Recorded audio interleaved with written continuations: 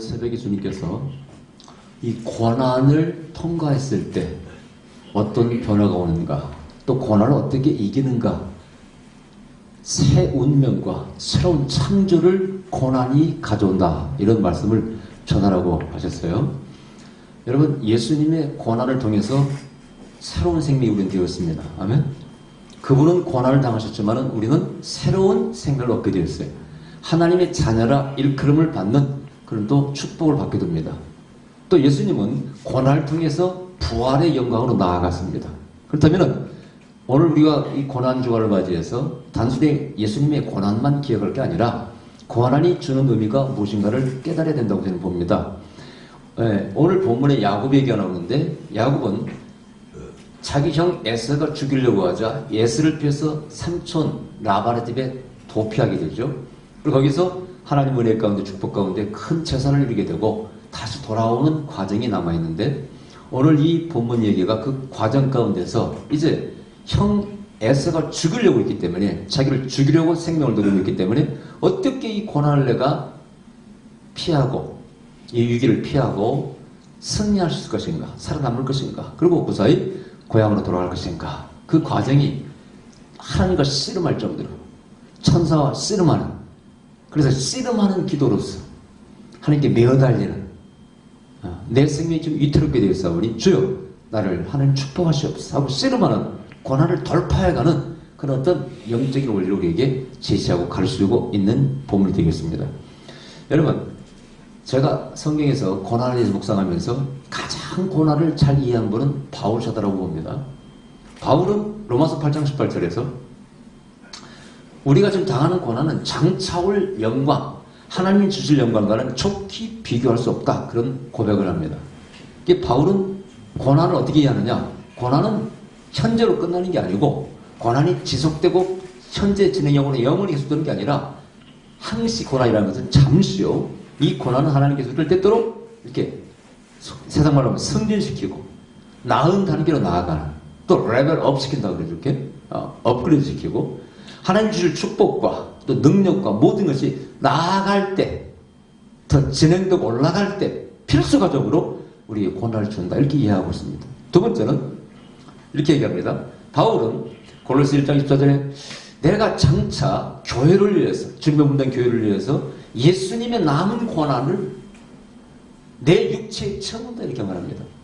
그 남은 고난이 뭡니까? 그 다음 절에 보면 바로 이방인들을 위해서 하나님께서 자기를 불렀는데, 그 이방인들에게 복음을 전하기 위해서는 고난을 겪어야 된다는 것입니다. 예수님은 십자가에서 우리를 죽으시고 돌아가셨는데, 그 나머지 이방인을 구원하기 위해서 누군가는 고난을 받아야 되고, 그 고난을 내가 직접 감수하겠다, 그렇게 자기가 고백하고 있는 것입니다. 그럼 여기서 바울의 고난에 대한 이해를 알 수 있어요. 고난은 첫째는 장차 다가올 영광을 위한 필수적인 코스예요. 겪어야 될 코스인 것이고, 두 번째는 때때로는 내가 주님께서 원하시는 그 사명 감당을 위해서 고난을 감수해야 되겠다, 그렇게 고난을 이해했다는 것입니다. 자, 그렇다면 오늘 여기 이제 이 야곱을 좀 깊이 또 묵상해 볼 필요 있어요. 야곱이 왜 이런 고난을 당하고 있습니까? 왜 부모 집을 떠나야 되었으며 다시 또 삼촌 집에서 나와서 다시 돌아와야 됩니까? 이 과정을 우리가 이해하지 그런 고난의 의미를 알 수 없어요. 여러분, 28장에서, 창세기 28장에서 야곱이 베델에서 그 고난의 돌베개를 머리에 베고 잠자입니다. 돌베개라는 게 뭐라고 말씀드렸어요? 그것은 편한 잠자리가 아니라 딱딱한 베개예요. 이것은 고난을 의미하는 것이다. 지금 여러분 가운데서도 그 돌베개를 베고 고난을 통과하는 분이 계실 것입니다. 그죠? 근데 그 야곱이 그 베델에서, 들판에서 무서움과 굶주림과 그 짐승과 도적의 강도의 위험 속에서 잠을 잘 수 없는 그 상태에서 하나님을 만나게 되는데, 그 과정이 왜 그렇게 고난을 당할 수밖에 없었냐, 그런 얘기죠. 이건 자기 의사와는 관계없는 것이에요. 사실은 평범하게 살았으면 절대 야곱은 그런 고난을 당할 필요가 없는 것입니다. 원래 성경에 보면 야곱은 좀 내성적인 사람으로 이렇게 보입니다. 형에서는 남성적인 사람이었습니다. 여기 손에 말이죠, 털이 막 나고요, 항상 손에는 칼이나 활, 무기가 달려있고 들려있고, 들에 나가서 짐승 잡기를 좋아하고, 그래서 아버지는요, 이 에서를 좋아했을까요? 야곱을 좋아했을까요? 당연히 에서를 좋아합니다. 왜? 그 당시에 싸움 잘하고 사냥자로 한번 돈 잘 벌어. 그러면 최고 아니겠어요? 당연히 좋아요. 그러나 그 어머니는요, 누굴 좋아했습니까? 리브가는 야곱을 좋아했어요. 자, 꿈을 꿨어요. 꿈을 꿨는데 뱃속에서 쌍둥이를 낳았는데 뱃속에서 두 아기가 싸우고 있어요. 동생이 말이죠, 형 뒷다리를 잡고 늘어집니다. 못 나가 내가 먼저 나가요. 근데 그것이 그냥 싸움이 아니라 장차 그 아기의 운명을 결정하는 바로 영적인 장자권을 가지고 싸우는 싸움이었습니다. 그러면서 하나님 음성이 들려왔어요. 형이 동생을 섬기게 될 것이다. 아니 이게 무슨 얘기입니까? 분명히 큰아들이 장자권을 가지고 아버지 재산과 모든 걸 다 받아 누려야 되는데 그게 아니고 동생이 받게 된다는 것입니다. 그리고 오히려 형이 그 나라가 그 민족이 작고 동생의 나라와 민족이 커서 형이 동생을 섬기게 된다는 것입니다. 여러분 이것이 현실적으로는요, 그 당시 현실적으로는 거꾸로 일어났습니다. 그 장자권이라는 것이 돈이었다면은, 재산이었다면은 야곱은 그 예언이 안 맞은 거예요. 왜? 다 뺏겼지 않습니까? 형한테 다 뺏겼죠? 도망갔잖아요. 혈 단신으로. 그러면 그때 그 하나님의 계시 가운데 봤던 그 싸움 장자권은요, 물질적인 것이 아니었습니다. 그것은 영적인 것이었고, 장차 이 땅에 메시아가 오시는데 저 아브라함이 받은, 그 할아버지가 받은 예언, 하나님의 말씀, 축복, 너를 통해서 모든 민족의 복을 받으리라. 그 약속이 이루어지는데 그 약속이 온 인류를 구원할 메시아가 태어나는 그 진정한 영적인 장자권입니다. 그것을 하나님은 보여주신 것이고요. 사실은 물질적으로는, 육적으로는 장자권 누리지 못했습니다. 그런데 결국은 그 하나님 주신 사명, 여러분 창세기 18장에 뭐라고 하고 있습니까? 네가 어디를 가든지 내가 너와 함께하리라. 그리고 네가 어디를 가든지 네 사명을 다하기 전에는 다시 네가 이 땅에 돌아오게 만들 것이다. 지금 그 하나님의 약속이 이루어지고 있는 것입니다. 그 사명 때문에 고난 당하고 있는 거예요. 여러분 이스라엘 민족은 참 재밌어요. 신명기 16장에 보면은요, 유월절에 먹는 그 무교병을 고난의 떡이라고 말합니다. 고난의 떡. 여러분 그 맛자라는 무교병이 맛 있어 없어요? 맛 있어 없어요? 맛 하나도 없습니다. 마른 그 떡 그 뭐 하나도 맛 없죠. 그게 고난의 떡입니다. 왜? 애국에서 피해 나올 때 급해서 그다음 누룩도 못 넣고 효소도 못 넣어서 만든 빵이기 때문에 맛도 없는 떡이었습니다. 빵이었습니다. 그걸 지금도 그들은 6월절에 먹는 것은 그때 고난을 기억하기 위해서 먹는 것이죠. 근데 그걸 고난의 떡이라고 말합니다. 이스라엘 민족은 역사가 보면은요, 항상 노예였고, 피난 다녔고, 도망 다녔고, 홀로코스트 저 나치들에게 600만이 다 깨스져 죽어갖고, 고난의 역사라 그런 얘기입니다. 메시아를 잉태하고, 메시아를 이 땅에 온 인류에게 그들이 보내기까지 많은 고난을 당했습니다. 고난을 빼놓고는 말할 수 없는 것이 바로 유대인의 역사라 그런 얘기. 근데 그 고난이 많은 만큼 그들이 받은 사명은 엄청난 것이었어요. 큰 민족, 큰 국가도 받을 수 없는 바로 메시아를 잉태하고 이 땅에 출신하는 그런 사명이었다 그런 얘기입니다. 오늘 여기 야곱도 마찬가지예요. 그런 사명이기 때문에 갔으면 또 와야 됩니다. 다시 땅에 돌아와야 돼요. 앞에 보면은요, 하나님께서 저 라반의 집에 야곱이 있을 때 하나님 말씀하십니다. 너 다시 돌아가야 된다, 네 고향에. 이미 28장에서 떠날 때 약속하신 말씀처럼 다시 돌아가야 된다고 말씀하고 있어요. 왜? 너는 거기 있어서는 안 돼. 메시아가 오실 땅은 바로 가나안 땅이라. 너희 민족은 바로 메시아를 잉태해야 되고 출산해야 될 민족이기 때문에 절대 다른 곳에 가면 안 돼. 애국 거기가 먹을 게 많고 쌀이 많고 비옥하지만은 거기 살아서는 안 돼. 너는 돌아가야 돼. 그 사명 때문에 지금 야곱이 고난을 당하고 있다는 얘기입니다. 그런데 이제 그 야곱이라는 어떻게 보면은 소심하고 내면적인, 내성적인, 내향적인 사람들은 잘 뛰는 성격이 아닙니다. 내 뜻을 발휘한 성격도 아닙니다. 그러나 그 사람이요, 이스라엘 국조가 됩니다. 오늘 여기서 보세요. 네 야곱이지? 더 이상 너를 야곱이라고 부르지 않겠다. 뭐라고 부른다고 했어요? 이스라엘이라. 여러분 야곱의 뜻이 무슨 뜻입니까? 바로 발뒤꿈치를 잡다 그 뜻입니다. 혹은 속이는 자 그런 뜻이에요. 근데 더 이상 너는 이제 그렇게 부르잖아. 이스라엘이라. 하나님을 이겼다. 하나님이 함께한다. 그런 뜻을 가지고 있어요. 이스라엘은 그런 이름으로 바꾸겠다는 것입니다. 재밌는 것은요, 이스라엘 역사 보면은 이스라엘 가장 뛰어난 왕이 다윗 아닙니까? 구속사에 정말 중요한 인물이 다윗 아닙니까? 그죠? 그래서 마태복음에서 바로 메시아의 족보 가운데 아브라함과 다윗이 나오잖아요. 아브라함과 다윗의 자손 예수 그리스도의 세계라. 근데 그렇게 다윗이 위대하면서 다윗의 왕조는 어디였어요? 유다였습니다. 그냥 그래요. 다윗의 그 나라의 왕조를 이어가는 것은 유다였습니다. 그죠? 그리고 이스라엘은 그 유다 지파 빼놓고 열 지파가 모여서 사울의 혈통을 따라서 왕조를 따라서 만든 이스라엘이었어요. 그러면은 나라의 이름이 왜 유다라 하지 않고 결국 나중에 통합되었을 때 이스라엘 나라를 취하게 된가? 여기 신비가 있어요. 여기서 이미 하나님께서 야곱을 국조로 나라의 조상으로 세웠어요.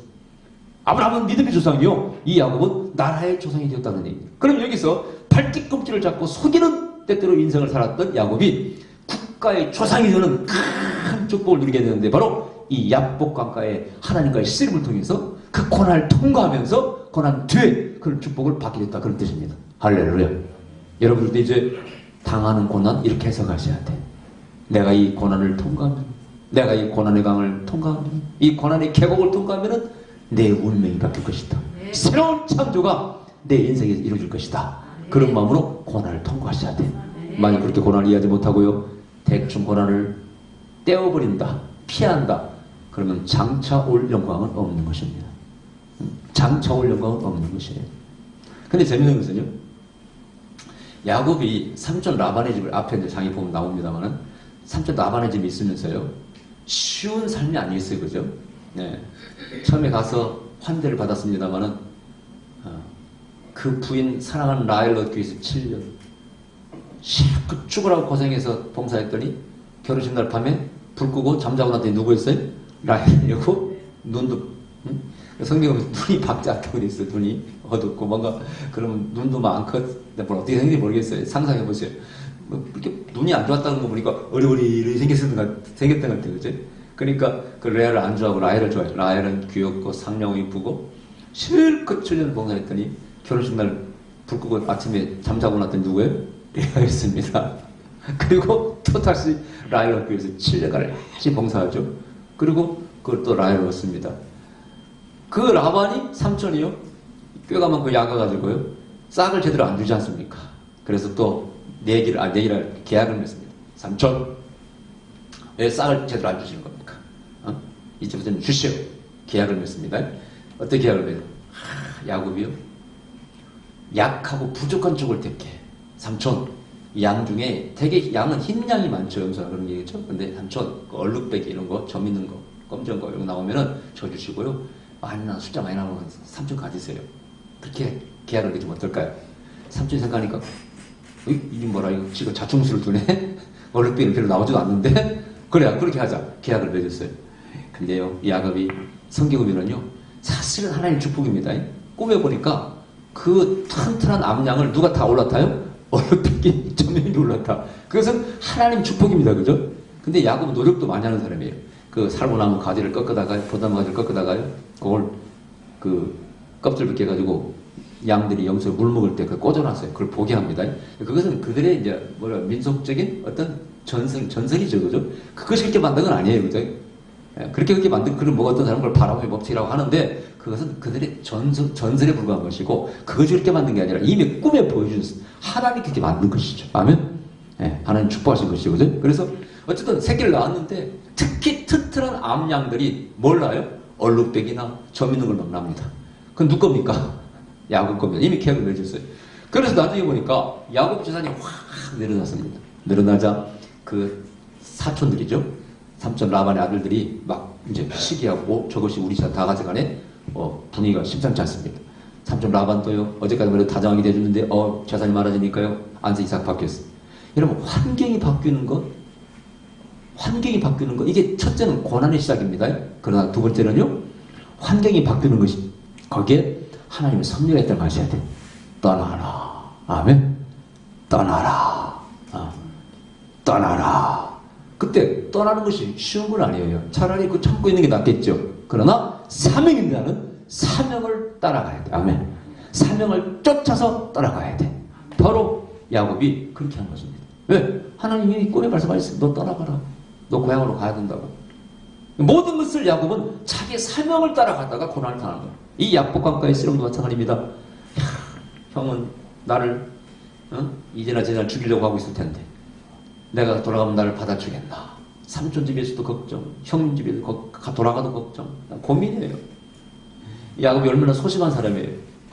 분명히 죽이려고 할 텐데 잠 못 이루는 밤을 이 야복강가에서 홀로 보니까 24절에 야곱은 홀로 나왔더니 이건 무슨 얘기입니까? 누구하고도 상의할 수 없다 그런 얘기예요. 자기 부인 라헬이나 레아나 라헬 또 뭐 첩불에게 얘기 못합니다. 그러면 다 울고 난리가 났을 거예요. 그죠? 누구에게 말 못합니다. 홀로 기도하고 있다 그런 얘기입니다. 홀로 씨름하고 이 고난의 강을 하나님 좀 통과케 하여 주시옵소서. 예수님께서 저 마태복음 26절에 보면 그런 말씀이 있어요.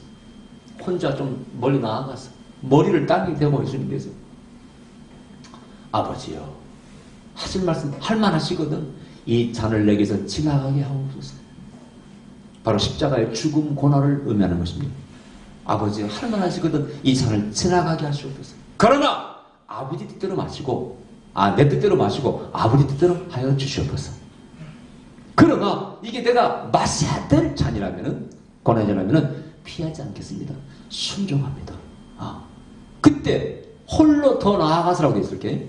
여러분 어떤 정말 중압감 인생의 고통이 올 때요 누구하고도 더 이상 상의가 불가능한 게 있어요. 그것은 홀로 쳐야 되고 홀로 하나님과 1대1로 단독자로 만나서 하나님과 쓰면서 풀어나가야 됩니다. 아멘. 네. 그래 안 그래요? 목회도 마찬가지고요. 그렇습니다. 누구도 나의 고통을 알지 못합니다. 말할 수 없습니다. 그때는요 단독자로서 하나님을 만나서 하나님과 좋은 뜻에서 대를 해야 돼. 거래해야 돼. 하나님 어떻게 하시겠습니까? 하나님 어떻게 하시겠습니까? 이 찬을 지나가게 하여 주시옵소서. 나를 통과케 하여 주시옵소서. 내가 그러면은 야곱처럼 28장에 상세히 뭐라고 했어요? 내가 하나님을 섬기고 내가 여기다 성전을 짓고 11조를 드리겠나이다. 어떻게 보면 신앙도 계약이에요. 계약. 딜이라 계약이 하나님 나를 축복하시면 내가 이렇게 하겠나. 이걸 서원기라고 서원기도. 이렇게 하겠나이다. 홀로 씨름하면서 기도하고 있습니다. 그때 어떤 사람 같은 분, 이분이 천사인지 하나님인지 잘 모르겠습니다만 사람 같은 분이 나타나서 이게 환상인지 꿈인지 정확히 알 수가 없습니다만 전형의 씨름했다고 되어 있어요. 실제로 여기 전형의 씨름할 수는 없을 것이고 아마 이게 영적인 재미인지 꿈인지는 모르겠어요. 중요한 것은 리얼 실제였다 그런 얘기입니다. 씨름합니다. 야곱이 끝까지 붙들자고 늘어집니다. 갈라가면 부들고 늘어집니다.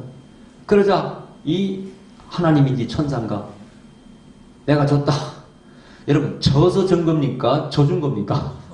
져준 거죠.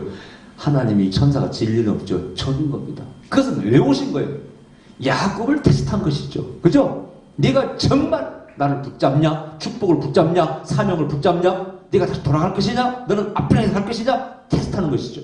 여기서 야곱을 테스트하고 패스! 통과하니까 내가 졌다 져주면서 바로 축복을 선포하고 그 다음에 이름을 바꿔줍니다. 그 이름이 뭡니까? 장차 그 사람의 운명, 장차 살아가야 될 삶, 장차 축복이 그 이름에 담겨있는 것입니다. 그래서 성경에서 보면 이제 사울이 바울 된 것처럼 많은 사람이 아브라함이 뭐라고 하죠? 아브라함이 처음에 불어있죠? 이름이?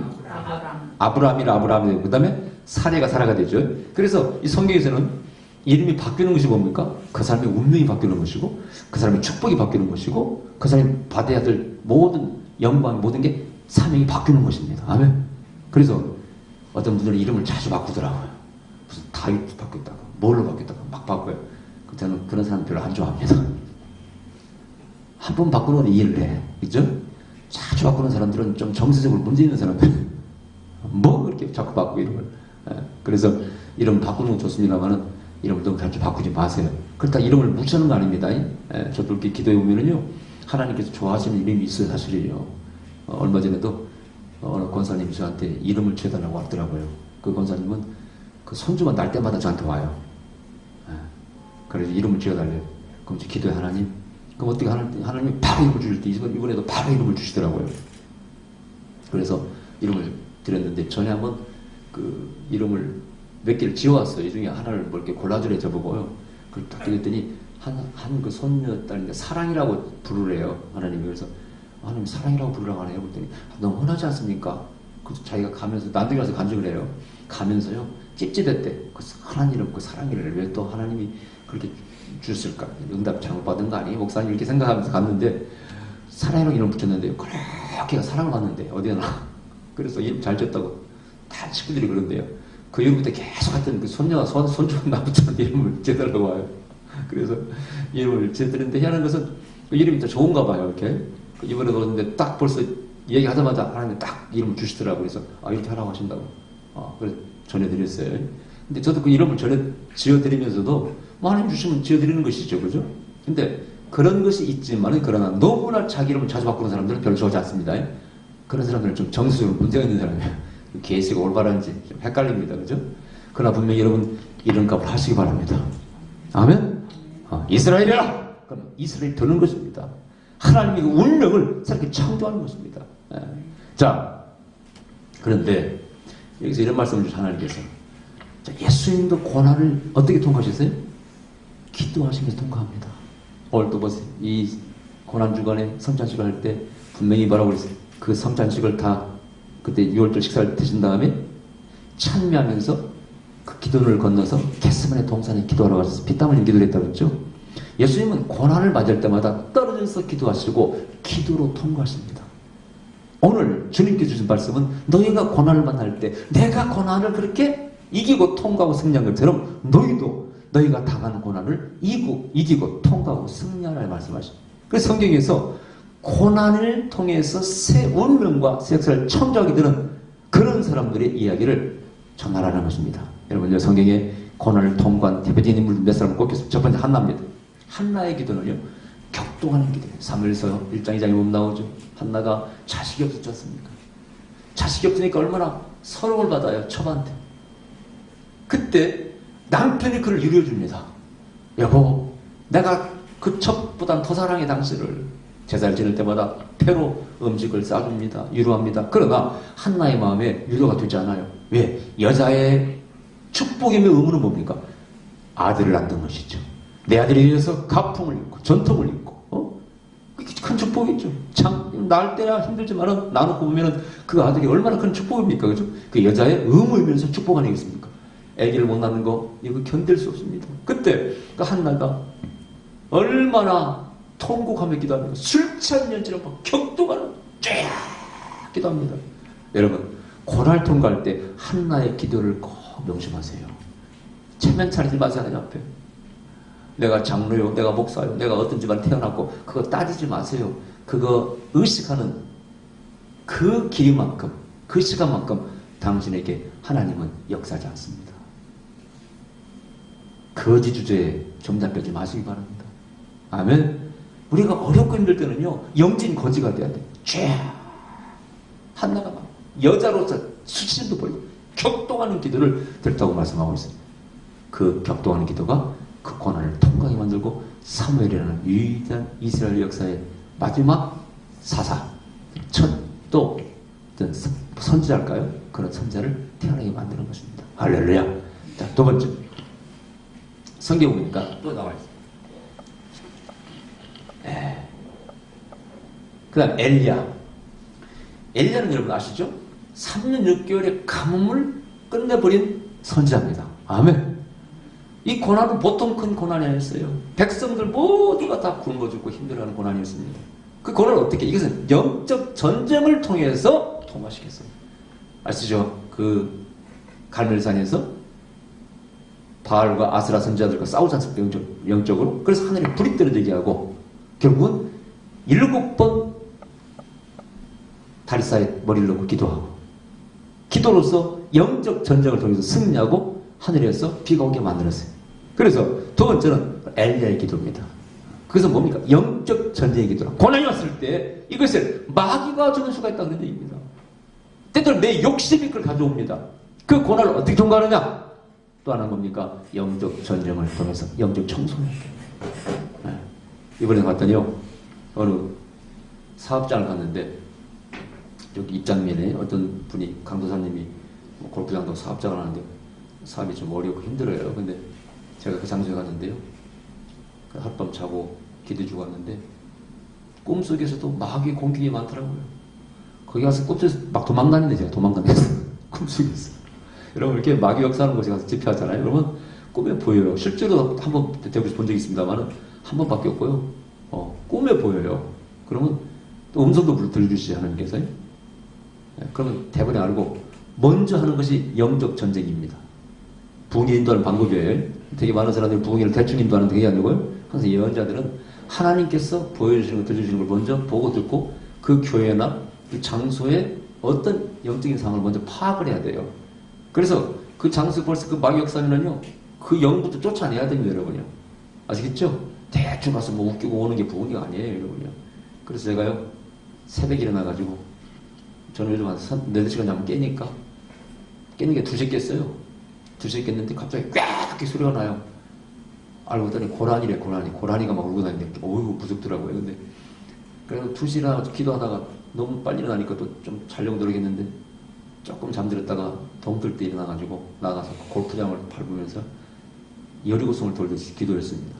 그랬더니 골프장 그 관리인이 아침에 와가지고 요 뭐 하세요? 나오세요 거기. 그러니까 제가 뭐 골프 치는 사람인 줄 알고 그래서 기도하고 있다고 나중에서 이해가 하더라고요. 그래서 그렇게 밟고요. 그 얘기를 해줬어요 주인한테. 아 여기 너무 귀신 적사가 많습니다. 그랬더니 목사님 그렇지 않아도요. 우리 관리인이 여기 3일에 관리인이 있는데 관리인 하다가 신이 내려가지고 무당됐습니다. 그 관리인 하다가 신이 내려가지고 무당이 됐답니다. 예, 동네 사람들 오면은 귀신을 맞춘대. 결국은 신 받고 무당됐답니다. 그렇게 더 센 곳이에요. 그래서 하여튼 그렇게 기도해주고 왔습니다. 그럼 영적 전쟁을 통해서 그 영을 쫓아내는 것이 고난을 빨리 통과하는 것입니다. 아멘? 사기 실패했습니까? 뭐 예언보다 아무리 좋은 예언을 하면 뭐합니까?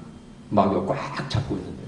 그 수많은 그런 일을 해주잖아요. 당신들이 어떤 영이 역사하고 그런 일을 해드리잖아요. 그 영을 몰아내야 됩니다, 여러분. 예.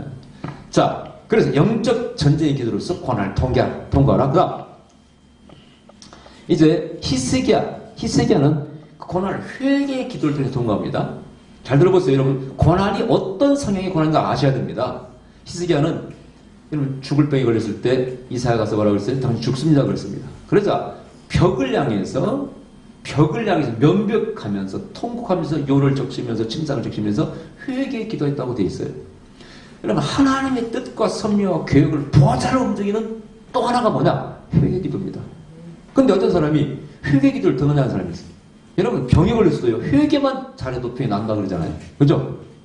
회개만 잘해도 병이 났습니다. 자기 고집과 아집과 그 모든 문제를 가지고 뭔 축복을 구합니까 여러분? 보통 우리가 외국 연자들이 한국에 와서 예언하는 거 보면 좀 답답할 때가 있어요. 막 좋은 일만 해주면 내가 널 세계로 보내고 그 사람 그 연 붙잡고 뭐 일도 안 하고 맨날 놀고 있어요. 뒷을 놀고 있어요. 하려고 하지 않습니다. 나는 예언이 좀 문제가 있다 생각이 들어요. 저 사람이 그 문제를 가지고 있는데 그 문제가 해결되지 않고 어떻게 무슨 축복이 막 저는 막 어떤 그런 영적인 문제를 지적해주면 고지것들이 예언한다고 무서운 사람도 많더라고요. 근데 그렇다고 제가 막 너무 심하게 책망을 하지 않습니다. 그러나 어떤 영적인 문제는 정확히 파악을 해야 되고 특히 자기 죄가 있다. 어떤 사람은 그래요. 하나님께서 내가 너희 아무것도 받은 것이 없다 그래요.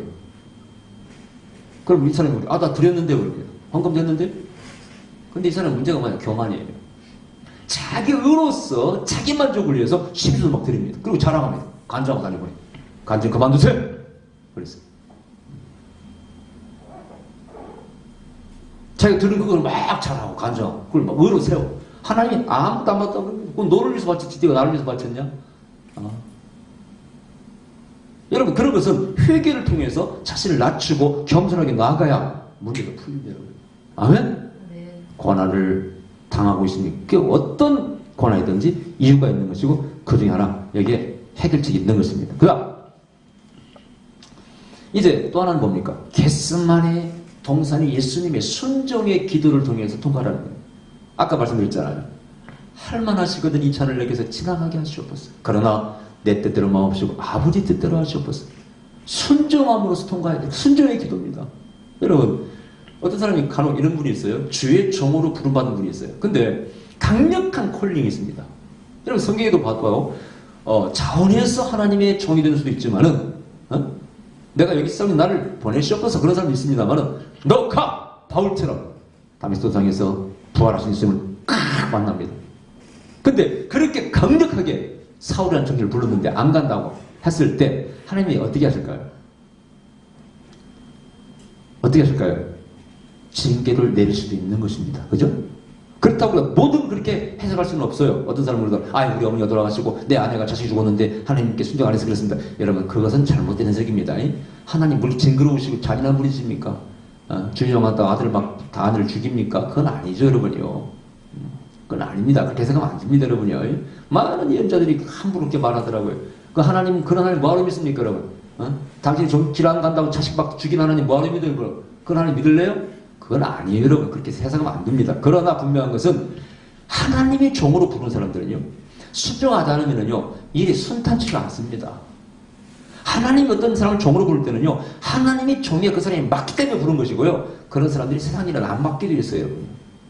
저는 그렇게 말합니다. 당신은 세상 길로 가면 분깃이 없습니다. 하나님께 순종하고 가는 것이 당신 개인에게도 좋습니다. 네, 그렇게 이해해 드립니다. 네. 그러나 여기서 끝까지 순종할 때 인생이 풀리는 걸 아셔야 돼요. 아멘. 그 순종이 죽기까지 죽는 고통입니다. 이거 우리가 당하는 고통이 죽는 고통은 아니지 않습니까? 그런 지금 예수님은 죽는 고통을 당하면서 그 아버지의 뜻에 순종했다는 얘기입니다. 그것이 고난을 통과하는 또 하나의 비법인 것입니다. 그 다음에 인내의 기도를 통과하는 것입니다. 이제 보세요. 저 누가복음 2장에 보면은 안나라는 사람이 나와요. 여선지 안나. 84년 동안 과부로 청산급으로 혼자 살았어요. 늘 성전을 지킵니다. 무슨 기도 제목이 뭐였어요? 내가 생전에 메시아를 보게 하여 주시옵소서. 이 고난이 빨리 통과하지 않습니다. 84년간 과부로 산다는 게 쉬운 겁니까? 그러나 끝까지 이 기도 제목을 놓지 않고 계속 기도합니다. 과부된 지 84년입니다. 결혼한 지 7년 만에 남이 죽었고 84년 만에 메시아 아기를 봤습니다. 할렐루야. 여러분, 때때로 어떤 고난, 남편의 고난, 가족이 주는 고난은요, 길 때가 있어요. 남편이 빨리 안 돌아옵니다. 이 인간이 그냥 오늘도 내일도 그 모양입니다. 이것이 1년, 2년, 10년 가려합니다. 어떤 사람은 수십 년을 남편 때문에 고통받아요. 그때 누굴 생각해야 돼? 안나를 생각하시기 바랍니다. 울어도 못해요. 뭐 해도 안 됩니다. 이때는 안나를 생각해야 돼요. 84년간 청산과부로서 재혼도 하지 않고 어디 메시아만을 기다리며 성전에서 자녀를 지키며 기도했던 안나를 기억하시기 바랍니다. 내가 안나처럼 기도하리라. 그렇게 고난을 통과하는 것입니다. 그럴 때 새 역사가 창조돼요. 메시아를 보게 됩니다. 아들을 낳습니다. 15년 동안 생명이 연장됩니다. 하늘에서 불이 떨어집니다. 가뭄이 끝납니다. 할렐루야. 여러분, 인생의 모든 문제가 해결된다 그 뜻이에요. 예수님은 이 고난을 통해서 부활의 영광에 참여하게 되고, 이 야곱은 약복강가의 씨름을 통해서 어떻게 이스라엘은 국조가 되는 축복을 받게 했다는 것입니다. 오늘 고난주간 고난이 주는 일을 깊이 묵상하시기 바랍니다. 개념적으로 고난 생각하지 마세요. 여러분, 고난을 이렇게 통과하셔야 됩니다. 아멘. 기다립시다. 걸어오신 우리 아버지 감사합니다. 우리의 참으로 이 고난을 통과할 수 있는 비법을 깨닫게 하시고 가르쳐주시니 감사합니다. 내 욕심 때문에, 때때는 불순종 때문에, 어떤 이유 때문이든지 고난이 늘 찾아올 때 주여 지혜롭게 통과케 하시고 승리케 하시옵소서. 주님처럼 아버지 죽음을 감수하고까지라도 아버지 뜻에 순종하는 저희들 되게 도와주시고, 부활의 영광에 다 동참할 수 있는 저희들 되게 역사하여 주시옵소서. 예수님 이름으로 기도하옵나이다. 아멘.